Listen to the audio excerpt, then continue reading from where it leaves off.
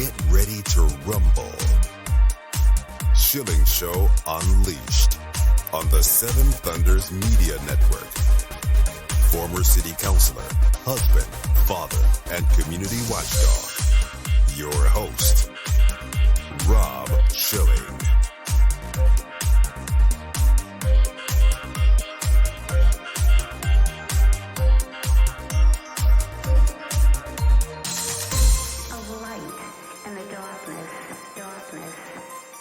Welcome to the Shilling Show Unleashed podcast. Remember, your direct support makes our show possible, and you can directly support this podcast by visiting shillingshow.com and then clicking on the Patreon banner at the top of the page to make a monthly contribution. We appreciate your support. The Shilling Show Unleashed podcast welcomes Dan Lyman, editor-in-chief of BorderHawk.news, a foreign correspondent to InfoWars, and also looking at the immigration and refugee problem worldwide on a daily basis. Dan, welcome back to the Shilling Show Unleashed. Always good to be with you, Rob. Thank you for the invitation. I think the story that has got the most people outraged and really, if not scratching their heads, banging their heads against the wall are these proposed payouts for illegal alien families. I mean, this is like out of La La Land. I can't even believe the story. Yeah, this one is really over the top. I've seen some very prominent people, including Tucker Carlson and the governor of Florida, Ron DeSantis, say, this really takes the cake in their mind for some of the most absurd and really demoralizing stories in the recent insanity that we've been living through. Give us a little background. What's actually being proposed here? Well, it looks like the Biden administration, I think the first report came out, I believe in the Wall Street Journal, that they're mulling over, and definitely by mulling, I mean pushing for reparations to families, quote unquote, family units that were separated at the southern border under the Trump administration. And the numbers that they're kicking around, from what I've seen, are as much as $450,000 per person.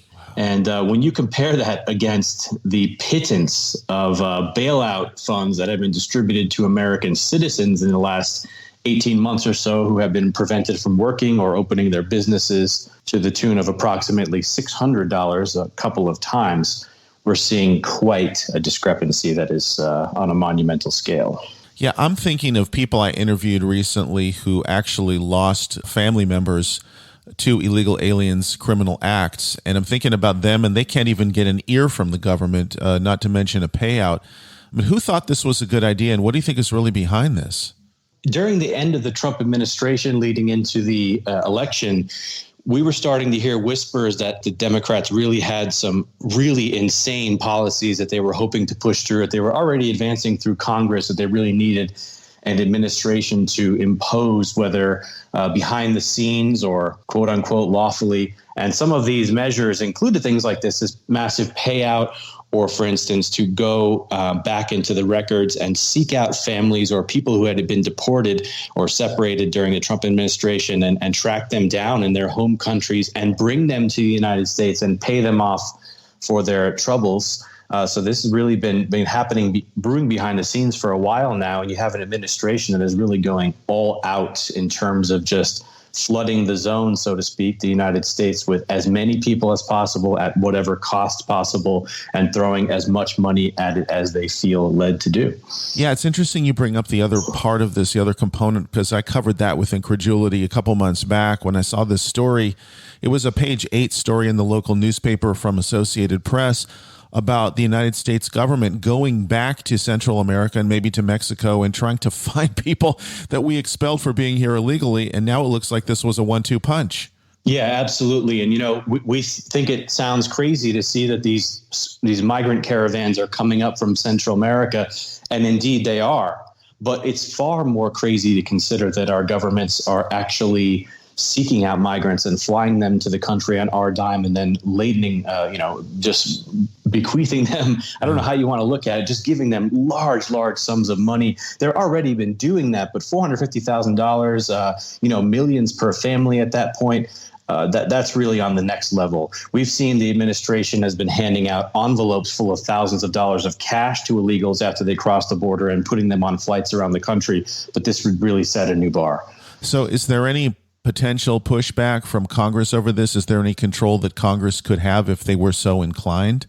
Well, what disturbs me is, of course, we have a Democrat-controlled House that is fully on board with this sort of thing. And you see enough turncoat Republicans, rhinos, that also seem to be perfectly fine with this. So I am concerned that there would not be enough pushback to stop this sort of thing. Although I'm definitely encouraged by the fact that they have been thwarted so far on their attempts to insert amnesty into the budget reconciliation bill. So that gives me a little bit of hope.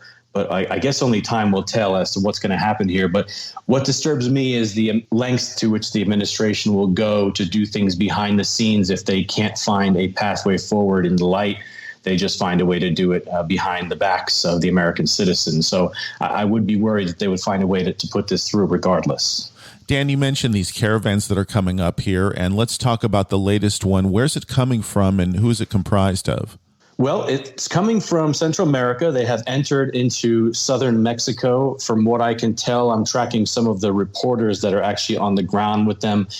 They are still over 600 miles from Mexico City, which technically still lies in southern Mexico. So they have quite a ways to go. From what I understand, there are between 3,000 and 4,000 people in this one so far, mostly Central Americans, but also people from around the world. There's a lot of Haitians. We've seen the number of Haitians that have been coming to the United States in recent months here, and there's plenty of them in this caravan. Apparently, there are people from all over South America who actually hail originally from other countries, who have been living in countries such as Brazil or Chile, that have seen this as their opportunity to move onwards. I'm seeing interviews, for instance, with people from Cuba who say they've been living in Brazil and they didn't feel like the Brazilian government was doing enough for them. So they felt like they should join this caravan because the welfare benefits in the United States, of course, are better. And so there are quite a few people in this one, and it seems to be growing from what I can tell. At the same time, they are on foot so far, and it's moving slowly. I really can't imagine how these people expect to walk another 1,000 miles or so to the southern border, especially given the fact that there apparently are more than 1,700 underage children, let's say, in this group. And I use that phrase lightly because we do find out oftentimes that many of these quote unquote child migrants are often 18 or older. So I guess you could say they're strapping young lads making their way to the border. So if anyone's going to make it, it might be them. Are these cartel-involved individuals? In other words, are the cartels profiting off these caravans as well?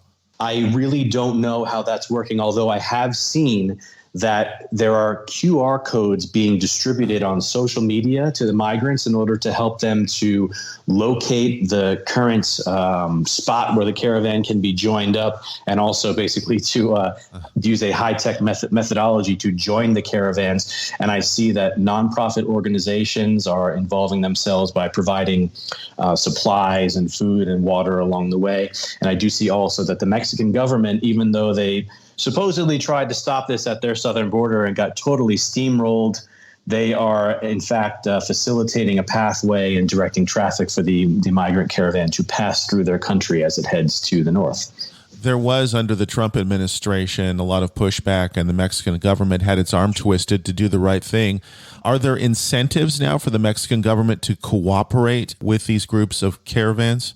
I would think at this point, those incentives, if they're not evaporated, they're definitely diminished. I think they would rather just see these people pass through. Although I have seen interesting reports, mostly in the mainstream media, that this migrant caravan was basically offered residence permits or some sort of asylum arrangement if they would disband, and they would also be allowed to work in Mexico. I don't know if that was a tactic to get them to disband in Mexico, but it looks like the Mexican government may have made at least some half-hearted attempts to kind of to make them slow down at least, or at least stay in Mexico. But of course, many of these migrants have no desire to stay in Mexico and instead would like to keep marching onward.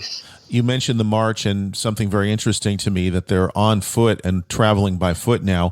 I think a lot of people don't realize that we hear about these caravans and everybody assumes that they're walking thousands of miles, which seems impractical at best to me. So are there transportation modes that come into play here, and who's doing that? Well, I also have been very skeptical of these caravans that somehow start in Central America and weeks later are at the southern border or crossing through or coming close. Very suspicious. So what I've seen is there does seem to be a good amount of walking. The reporters on the ground do claim that everyone is pretty much on foot. I've seen some of them, riding on the backs of trucks, on the backs of flatbed trailers. I don't know how far they can get in that regard. But from what I can tell, it seems as though they hope to make such an international stink, let's say, with the help of the media, and they have expressed that they would hope that the Mexican or U.S. governments would help them in facilitating the remainder of the journey, perhaps packing them onto buses or maybe even planes at this point. We can't put anything past the U.S. government. So my guess is that they're hoping just for the sympathy card to be played and then enough people to raise a stink, and then maybe they get picked up and brought the rest of the way. I really can't imagine these people. Many of them are in flip-flops. I've seen people pushing wheelchairs and strollers. Many of them actually pretty fairly well dressed, not quite refugees status, I would say. But I can't imagine that they can walk another 1,000 miles. And it is indeed quite warm. The conditions are adverse. I saw this story at BorderHawk.news, Stan Lyman, regarding President Trump. And he said you could take the official numbers and do what with them if we wanted to really extrapolate who's coming and how many. Yeah, that really was an eye popper. In the past 6 months or so, we've been led to believe that there are approximately 200,000 illegal aliens being encountered at the southern border on any given month. And that number has been fluctuating right around the 200,000 mark. I've been telling people that based on what I see, based on the gotaways and based on those who simply just slip into the country undetected, and what Border Patrol will admit to is that the number was definitely closer to 300,000, perhaps even more on a monthly basis. However, Donald Trump, former president of the United States, I would imagine is privy to some of the best intel possible, says that he is of the opinion that you can multiply the official data by 7. And he told Judge Jeanine Pirro on Sunday, you can multiply times 7. I don't know if you know that number. So if they have 1.7 million, that's the official data for fiscal year 2021 that just ended.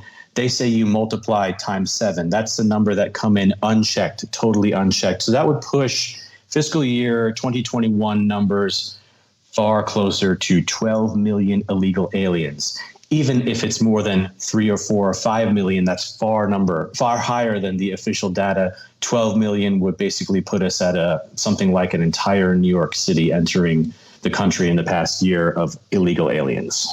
Dan, I've been suspicious for years, actually going back decades that I've been following this issue, that the government has been lying to us. And every once in a while, we'll see an organization like FAIR or Numbers USA or some of the others come out with numbers that are drastically different. Do we have any reason to believe our own government? Because it makes them look bad the higher the numbers are. No, of course not. And, there are probably a lot more people that would agree with you on that statement. Since the last 18 months have unfolded, we see how much the governments have lied to us about basically everything, but especially this disease going around and the vaccines that need to be taken to prevent it, quote unquote. Mm-hmm. So I think a lot more people are awake to the lying that the government's been doing, and they should apply that knowledge and that understanding to basically everything that the government tells us. And of course, they've been selling the 11 million illegal aliens in the country stat for how many decades now. And we've seen audits conducted. We've seen, I believe it was Bear Stearns did their own independent audit to kind of get a better grasp on that. The number could be anywhere above 20 million. Some immigration experts, people like Ann Coulter, who have studied the topic extensively, written books about it, put that number closer to 30, 40, maybe even 50 million. If we take Trump at his word, or even cut that number in half and just say 6 million came in the past year, I mean, it's pretty ludicrous to think that we've stayed at 11 million for the past couple of decades. I'd say the number is much higher, into the tens of millions, certainly. And you mentioned the disease, and we have reports right here in Charlottesville that there are plane loads coming up here who are sick and infected, staying in very ritzy local hotels. And I'm sure this is not unique to Charlottesville. This is probably going on across America. No, indeed. And the head of DHS, Alejandro Mayorkas, even admitted as much when we had that insane situation down near Del Rio, where you had tens of thousands of Haitians come across the border. The federal government admits to basically releasing about 12,000 of them. I'm sure the number is much higher into the interior of the United States. And he admitted that They were not tested, for instance, for COVID, and they were not tested for other communicable diseases. So we can safely assume that many sick people were released into the country. And as you mentioned about these flights of illegals being brought into the United States, especially under the cover of darkness, we've been seeing a growing number of these stories. This just came across my radar today. In New York, Long Island, and parts of New York City, boroughs in New York City, they're being inundated with thousands of quote unquote child migrants, mostly male, and they are being packed into the schools there. So I see here that 4 counties alone, that's Suffolk, Queens, Nassau, and Brooklyn, so that's basically all of Long Island and part of New York City, have received 5,000 child migrants in just the past 11 months. To the tune of, it looks like it's going to cost taxpayers about $140 million. So we have obviously a huge financial burden being levied onto the taxpayers. And then also we have, as you mentioned, there's sickness, there's danger. I mean, a lot of these kids are coming from places like El Salvador. Many of them could be gang members or recruited into the gangs once they're in the schools. So this is really a dangerous situation and a threat to public safety and health, as you mentioned. The Schilling Show Unleashed podcast continues with Dan Lyman, BorderHawk.news in just a moment. Support this podcast online at shillingshow.com. BorderHawk.news is a one-stop shop with the latest news about immigration, nationalism, and globalism. The BorderHawk staff daily curates immigration news stories and, in the fashion of the Drudge Report, updates the site with cutting-edge content and original first-class commentary. BorderHawk.news highlights national and international media reports, tweets, and nuggets buried in local news blurbs, polls, video clips, and policy research. BorderHawk is pro-legal immigration, pro-rule of law, but against an unsecure border, as countless Americans have suffered violence at the hands of criminal illegal aliens. And an increasing number of Americans are concerned about how mass migration affects their daily life. BorderHawk.news will remain on the forefront of the immigration issue with a buffet of info to read, evaluate, and share. Bookmark BorderHawk.news. Add them on social media at BorderHawk.news on Twitter.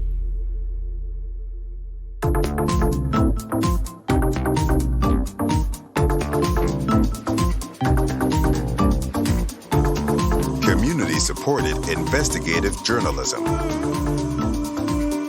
Schilling Show Unleashed. We return here on the Schilling Show Unleashed podcast. Our guest is Dan Lyman, the editor-in-chief of BorderHawk.news.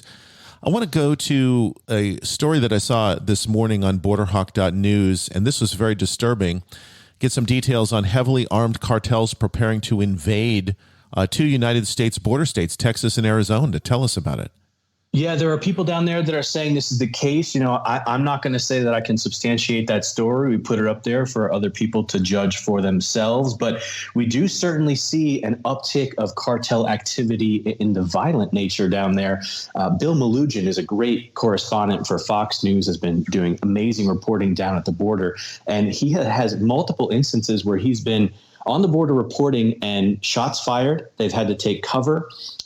They have taken down different videos from the Border Patrol that have been given to them and published them online of shots being fired at Border Patrol agents. They have incredible drone footage and photos of cartel members just across the Rio Grande, very heavily armed, menacing and taunting Border Patrol agents there. So there's definitely a weakness that is being exploited by the cartels there. And I would imagine they are definitely testing and prodding to see what they can get away with. And in some cases, they even come across the border in smuggling instances or running drugs across, and they even fully armed in those encounters. So I think things are definitely getting more and more heated. And I think Americans would be shocked to learn just how violent the border is, especially on the Mexican side with different cartel battles that are waged there. And some of these shots definitely come across the border. So it's definitely a dangerous situation that grows more dangerous by the day. You mentioned the shots, the inbound fire coming into the United States of America from these cartels.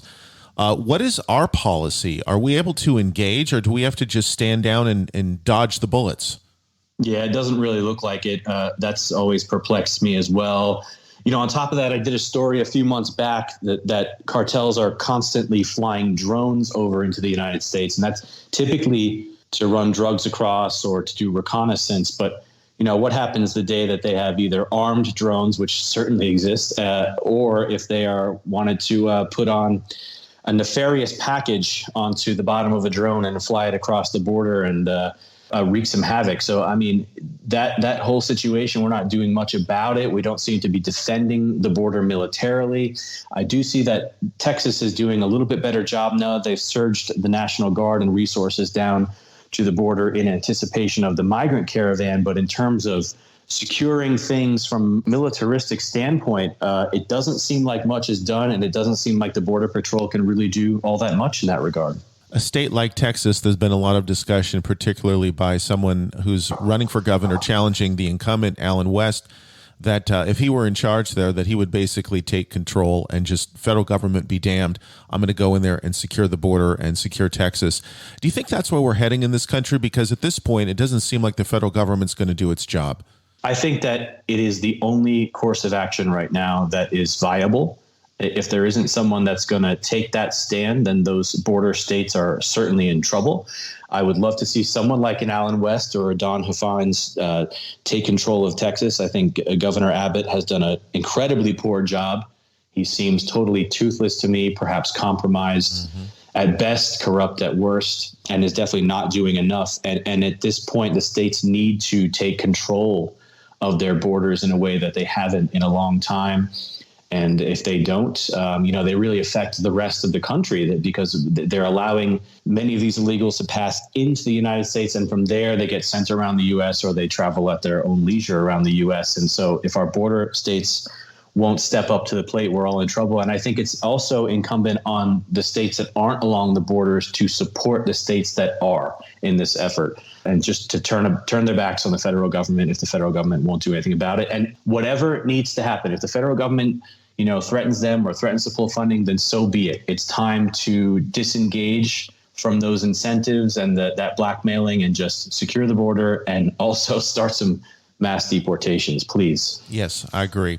We're talking with Dan Lyman. Let's go to getting an update on Afghan evacuees in the United States. And so recently here in Charlottesville, we had a welcome party for 200 coming here to this area, and I think that's just the tip of the iceberg. We're not a large area, so this has got to be going on across the country in massive numbers. Absolutely. They keep coming. They keep being brought around. We just did a story the other day at InfoWars about there are people and corporations donating frequent flyer miles in order to facilitate free travel for Afghans to be brought around the United States. And I guess they had raised enough for 30 to 40,000 Afghans to be moved around the United States. And the White House was saying they would like to see double that number. So what's being done for the disabled in our country, the infirm, the veterans, not nearly enough, but they'll happily step up to the plate to pave the golden road for Afghans to fly around and be resettled. It looks like the administration has resettled about 10,000 Afghans across American communities in the last 2 months, despite issues with vetting. That's what John Binder is reporting at Breitbart. And of course, we're starting to see the fallout from this. We just had a sexual assault, allegedly a rape by an Afghan migrant who had just been brought to Montana. And we see how the mainstream media treated the whole thing. They called him a man visiting from Afghanistan. So we're never going to be told the truth about what happens, and the media will do its best to hide these stories and obfuscate the truth. And we can only imagine what's going to be unfolding in our communities with 100,000 Afghans running around. There was another big story here in Virginia just a couple days ago, an ISIS terror threat in Northern Virginia. They shut down some shopping malls. They had police all over the place and spokespeople talking about it. Was that at all related to Afghan evacuees? Do we know? Well, according to Jack Posobiec, who has some great sources on the inside in the federal government and in the White House, it was indeed related to Afghan migrants. And I had done an interview the night before, just when the story was breaking. And I said, how can we flood the zone, flood the country with 100,000 hardly or unvetted Afghans and not expect an uptick in these scenarios? And of course, just hours later, Posobiec confirmed that to be true, according to his sources. So I think we can expect a lot more of this. And I think that's all part part of the design, unfortunately. I think part of the problem is Americans are so short-sighted as to the difference in cultures. So if you bring people here from a totally different culture who don't understand our laws and our ways, and they're not going to live the way we are, but somehow you expect them to, there's going to be a violent clash at some point. No, absolutely. Absolutely. And anyone who wants just an idea of how this could play out, just look at what's been going on in Europe in recent years. I think we talked about that in our last conversation. Afghans are heavily overrepresented, even within migrant communities, in sexual assaults, violent attacks.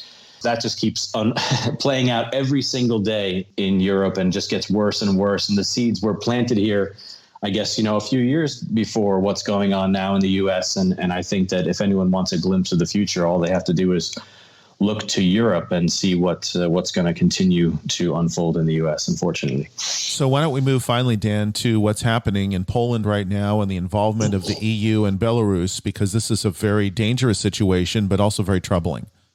Yes, indeed. And this, of course, also ties to the Afghan situation. And this is a story I think we talked about last time, but I've been tracking this one since it started, and it really is escalating now to new heights. So basically, months ago, the EU and Belarus is technically European, but they're not in the European Union. Lukashenko has run the country for a few decades. He's considered a dictator / strongman. Not really down with the global regime, so to speak. He probably would be much more closely aligned with Putin. So they have been butting heads with the European Union for quite some time. And in the beginning of this year, things really escalated. And Lukashenko basically threatened, I'm gonna flood the European Union with migrants and with drugs. And he did not mean Belarusian migrants. He meant migrants from the third world.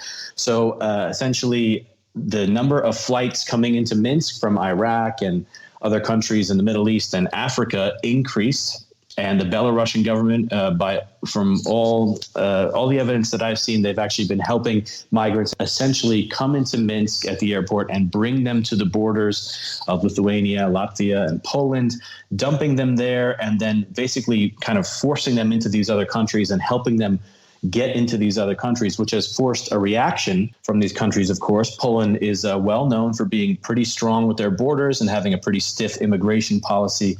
So they've surged about 10,000 troops and border officers to the border with Belarus as things have escalated. And they've gone from virtually no illegal immigration along its border with Belarus to well over 25,000 incursions this year and more than 15,000 in October alone. So you can get an idea of how quickly that's escalating.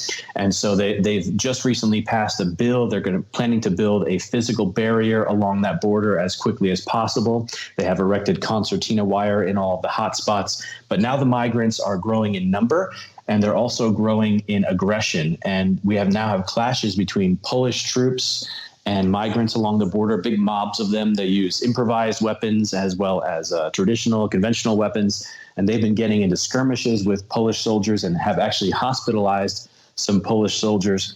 And what's really interesting is this continues to get crazier by the day. The chaos is building.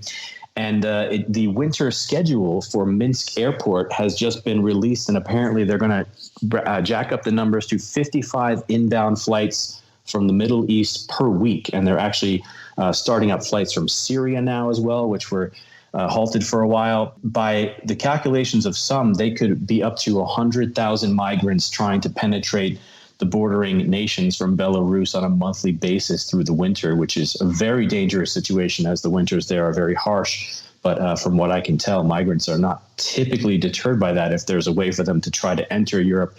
So those numbers are going to keep going up, and many of them are actually penetrating those countries and moving onwards into Germany, where over 5,000 have been caught just in the last few weeks alone. So the numbers are escalating. It's growing more violent, more dangerous, and really changing the landscape up there, because they're not really accustomed to these numbers of Middle Eastern and African migrants pouring through the region. Dan Lyman, you do an excellent job at BorderHawk.news in covering all of these issues, both in the United States and internationally. Thank you so much for joining us here today on the Schilling Show Unleashed podcast. My pleasure. Thank you so much.